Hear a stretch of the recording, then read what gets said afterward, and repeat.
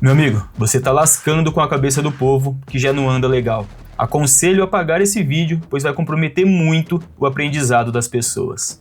Duas coisas antes de começar esse vídeo. Não, eu não tô lascando a cabeça do povo, eu tô querendo passar o que eu aprendi e que me ajudou muito no meu trabalho. E segundo, é pensando no aprendizado das pessoas que eu não só vou deixar aquele vídeo público, como eu vou fazer um segundo vídeo. Se você não me conhece, eu sou o David Leme, eu tô no mercado audiovisual desde 2010 e resolvi criar esse canal para compartilhar um pouco do que eu aprendi nos últimos anos. Então se você se interessa pelo assunto, considere se inscrever aqui no canal e deixar o seu like nesse vídeo. E para mostrar que o que eu trago aqui não são achismos ou ideias mirabolantes que eu tiro da minha cabeça, sem embasamento nenhum, sem estudo, sem prática, eu resolvi responder o comentário de uma pessoa no meu último vídeo. Para quem não tá entendendo nada, recentemente eu soltei aqui no canal um vídeo onde eu explicava que o ruído nas fotos não é necessariamente causado pelos ISOs altos, mas sim por um sinal ruim de luz. O ISO apenas revela o ruído que já estava lá, ele serve como um amplificador do sinal que chega. Sinal esse que é definido pela abertura do diafragma, velocidade do obturador e qualidade/quantidade de luz que você tem disponível para aquela situação. Se você não viu esse vídeo ainda, eu aconselho que você pause esse vídeo, vai lá, assiste ele, tá aparecendo o card aqui em cima, e depois você volta aqui para você entender todo o contexto. Mas de forma resumida, no vídeo eu apresentei alguns argumentos, trouxe alguns exemplos também para ficar claro e de forma didática para as pessoas entenderem o que eu estava falando. Mas pelo visto, alguns já tinham uma opinião formada sobre o assunto e não estavam dispostos a enxergar as coisas de uma forma diferente. O que eu quero deixar claro aqui é que aquilo que eu apresentei no vídeo não é uma teoria minha, não é algo que eu criei. É algo que eu aprendi estudando muito, sendo humilde, buscando conhecimento, estudando profissionais que sabiam muito mais do que eu e principalmente experimentando cada coisa que eu aprendia para ver se realmente funcionava da forma que estava sendo explicado ou se eu tinha entendido como as coisas aconteciam. Então, não é um achismo. E como durante esses 15 anos de profissão eu vi poucas pessoas falando sobre esse assunto, eu resolvi gravar esse vídeo e passar esse conhecimento adiante. E muita gente gostou do conteúdo, muitas pessoas já tinham chego a essa conclusão sozinhas mesmo, e outras pessoas nunca tinham ouvido falar, mas fizeram testes e viram que funcionava.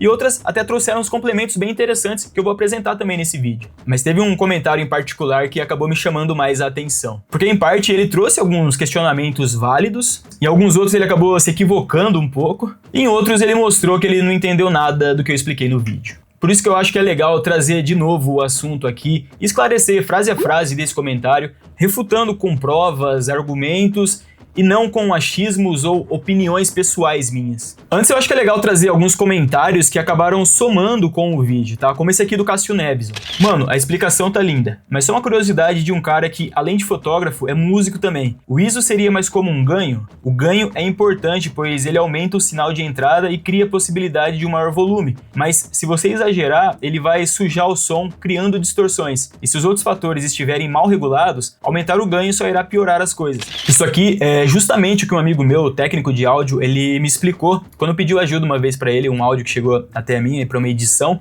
um áudio que estava totalmente prejudicado, e eu perguntei se tinha como melhorar, né? Isso bem antes da gente ter inteligência artificial que fazia isso. E ele me explicou que quando o áudio não é bem captado, né, quando o sinal que é captado não é de alta qualidade, todo o ganho que a gente der na pós, ele vai evidenciar todos os problemas também, que é exatamente o que acontece com a nossa foto. Quando a gente aumenta o volume, né, quando a gente aumenta o ganho, a gente está trazendo o que está evidente, né, que seriam os ruídos, porque o sinal que chegou até o sensor não é de qualidade.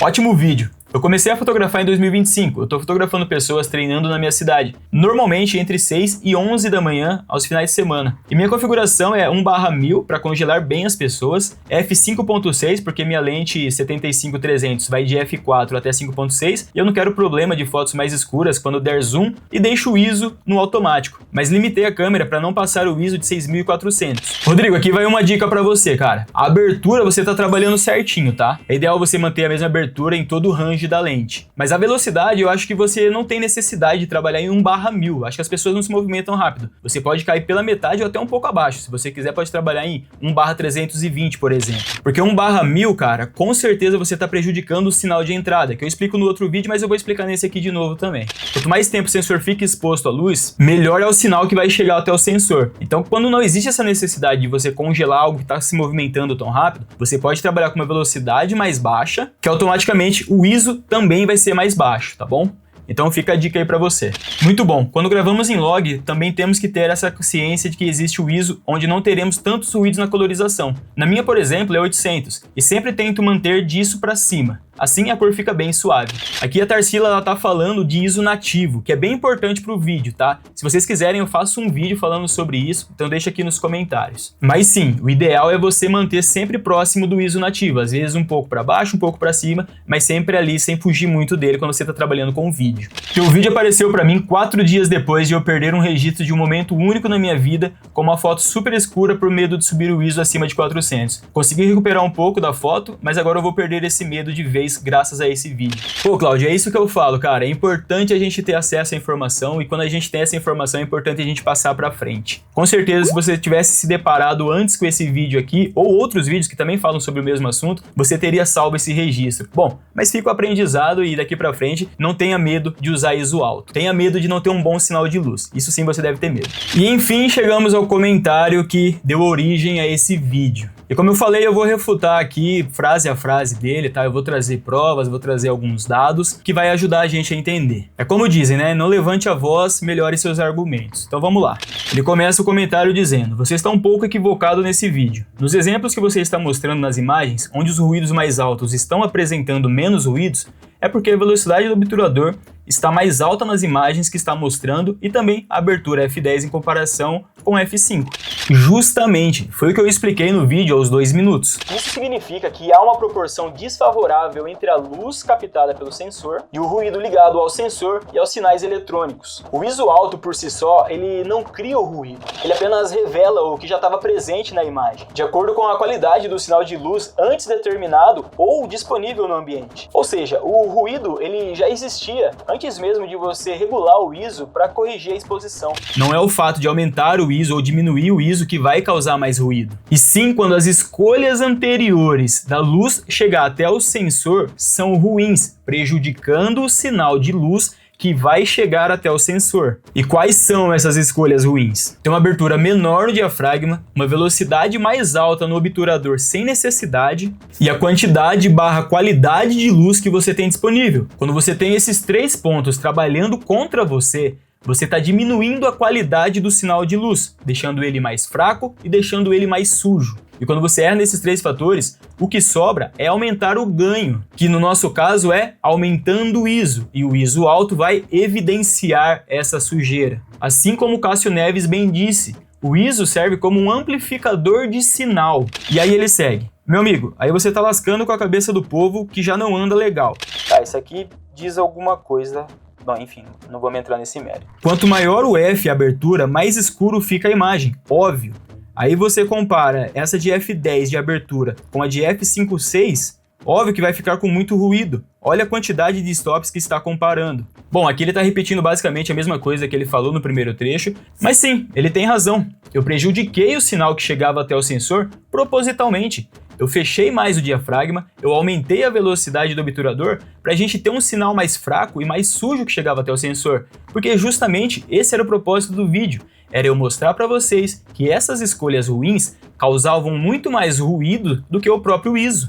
E é óbvio que eu levei os exemplos aos extremos, nenhuma pessoa em sã consciência fotografaria daquela forma. Mas isso também foi proposital. Quando a gente está explicando algo e a gente quer ser didático, a gente precisa tirar os exemplos da média. A gente precisa levar para os extremos para ficar mais clara a explicação. É óbvio que você não vai fotografar com aquelas configurações, você precisa entender qual que é o racional por trás. E se eu tivesse feito fotos bem equilibradas em todos os exemplos, o que eu estava tentando passar, o que eu estava tentando explicar para vocês, não ficaria evidente. Então a absorção seria mais complicada. Quando as coisas ficam mais distintas, né, quando eu levo as coisas para os extremos, fica muito mais fácil de compreender. E para chegar no exemplo que eu apresentei no vídeo anterior, eu vou fazer o mesmo caminho que eu fiz agora nesse vídeo, tá bom? Então fica comigo, já deixa seu like. Mas vamos jogar o jogo aqui, vamos pensar com a cabeça dele, que eu deveria ter mantido as configurações. O que isso ocasionaria na foto? O primeiro ponto é que eu não estaria alterando a relação sinal-ruído, que era justamente o que eu queria mostrar. A qualidade da luz seria a mesma, seria um bom sinal de luz. Mas e aí, eu teria mais ou menos grão mudando só o ISO? Para não vir outra aqui e falar que eu estou manipulando o resultado,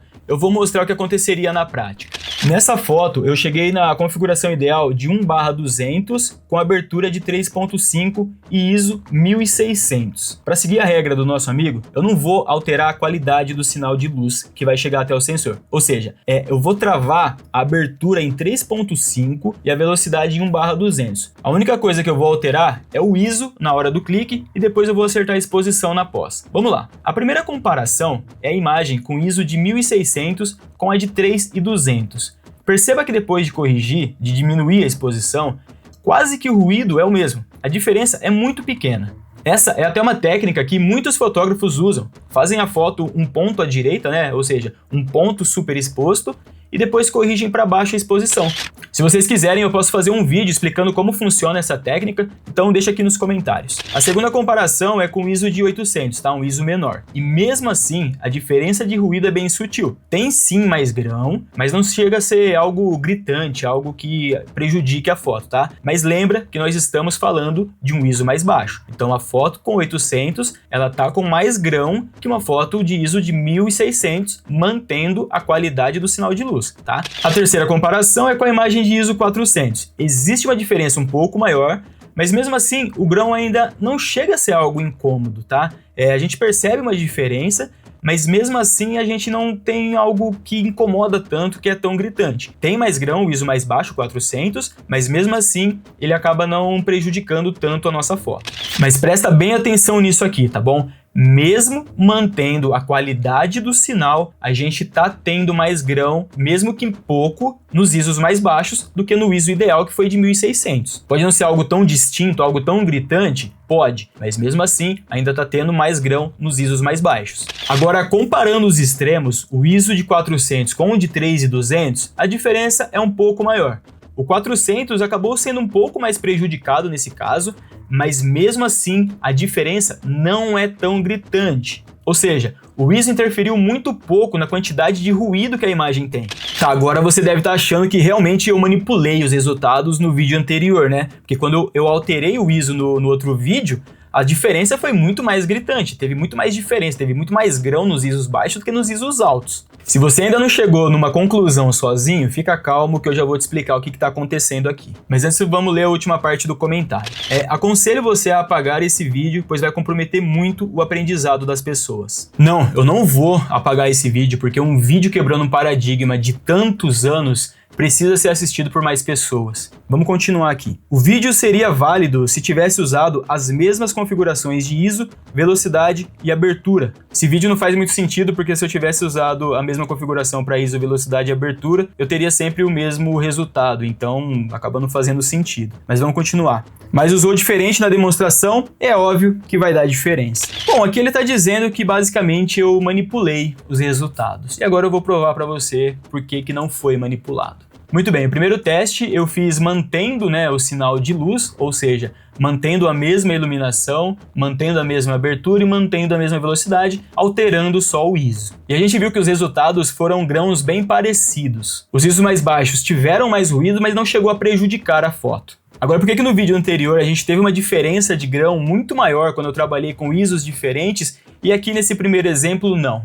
Porque, mais uma vez, não é o ISO que causa ruído, e sim a relação do ISO com o sinal de luz que você recebe no sensor. Se for um sinal ruim, você vai ter sim mais grão. Por isso que não houve tanta diferença no último teste quando eu mantive a qualidade de luz. E agora, para não sobrar mais nenhuma dúvida, eu vou fazer o exemplo contrário. Eu vou manter o mesmo ISO, só que eu vou alterar a velocidade do obturador e a abertura do diafragma.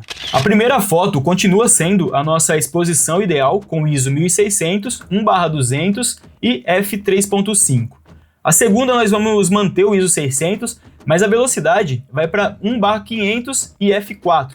Não é uma grande diferença, mas nota que o grão ele fica bem mais evidente quando eu corrijo a exposição da segunda imagem, mesmo mantendo o mesmo ISO. Agora a segunda comparação piora ainda mais. Eu mudei a velocidade para 1/640 e f5.6. Olha o quanto de ruído esse sinal ruim trouxe, e não o ISO, porque o ISO continua sendo 1600. Só para fechar, vamos fazer uma comparação entre a foto com o maior ISO do primeiro teste, mas com um ótimo sinal de luz, e a foto com o ISO ideal, mas com um péssimo sinal de luz, que é exatamente a comparação que eu fiz no vídeo anterior.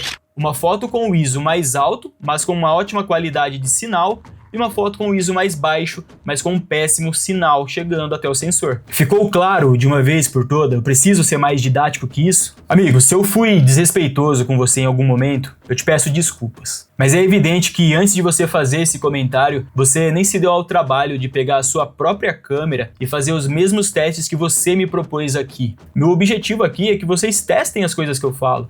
Testem na vida de vocês, testem no trabalho de vocês, e assim vocês vão criando o senso crítico na hora de decidir o que fazer de melhor para o seu trabalho. É assim que a gente evolui. E galera, antes de finalizar o vídeo, eu quero deixar claro que em momento algum eu me senti ofendido pelo comentário. Pelo contrário, eu achei bem válido, porque acabou me dando a oportunidade de esclarecer algo que talvez não tivesse ficado claro no primeiro vídeo. Eu quero dizer que o meu intuito aqui no canal é compartilhar conhecimento e combater esse tipo de ignorância, e não no sentido ruim da palavra, mas no sentido de falta de conhecimento. Não de uma forma agressiva, mas com educação, com um sentimento real de querer ajudar as pessoas. Os conteúdos que eu tô trazendo aqui não são achismos meus ou criações minhas, e quando for eu vou deixar claro isso. E com toda a certeza do mundo, em algum momento eu vou errar, eu sou um ser humano. E quando isso acontecer, a primeira coisa que eu vou fazer é pedir desculpa para vocês e me corrigir. E mesmo assim, mesmo se eu errar, vai ser tentando trazer algo de bom, que é compartilhar conhecimento. Porque a última coisa que eu quero é prejudicar alguém ou comprometer o aprendizado das pessoas, como foi dito no comentário. Pelo contrário, eu quero contribuir. E para que isso se torne cada vez mais uma realidade na minha vida, eu peço encarecidamente que você se inscreva no canal, deixe o seu like nesse vídeo, compartilha com outras pessoas, para que eu possa cada vez mais me dedicar a ele, estudar mais, buscar novas abordagens de temas que a gente já conhece, assim como foi esse caso do ISO, e ter mais tempo de produzir conteúdos aqui. Se você ficou até aqui, meu muito obrigado, e eu te vejo no próximo vídeo.